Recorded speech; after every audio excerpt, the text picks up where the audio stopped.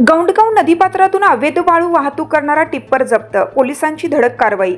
पाथरी तालुक्यातील गौंडगाव नदीपात्रातून अवैधरित्या वाळू उपसा करून वाहतूक करणारा एक टिप्पर पाथरी पोलिसांनी धडक कारवाई करत जप्त केला आहे।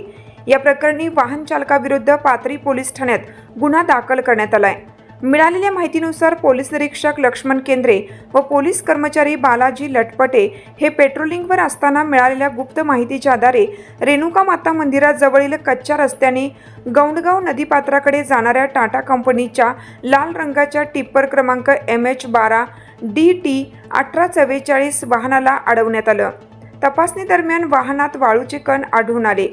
चौकशी दरम्यान चालकाने आपले नाव लक्ष्मण आसाराम चिंचाणे, वय 26, राहणार माळीवाडा, तालुका पाथरी असं सांगितलं। त्याच्याकडे वाळू वाहतुकी संदर्भातील कोणताही अधिकृत परवाना अथवा कागदपत्र नसल्याचे स्पष्ट झाले। त्यामुळे पोलिसांनी सुमारे 5 लाख रुपये किमतीचा टिप्पर ताब्यात घेऊन पंचनामा केला व वाहन पोलीस ठाण्यात जमा करण्यात आले। या प्रकरणी आरोपी विरुद्ध संबंधित कायद्यान्वये गुन्हा दाखल करण्यात आला असून पुढील तपास पोलीस निरीक्षक लक्ष्मण केंद्रे यांच्या मार्गदर्शनाखाली पोलीस कर्मचारी करीत आहेत। दरम्यान पोलीस निरीक्षक लक्ष्मण केंद्रे हे वाळू माफियांविरोधात सातत्याने कडक कारवाई करत असून त्यांच्या या धडाकेबाज कारवाईमुळे अवैध वाळू वाहतूक करणाऱ्यांमध्ये चांगलाच वचक निर्माण होत असल्याचे नागरिकांमधून बोलले जात आहे।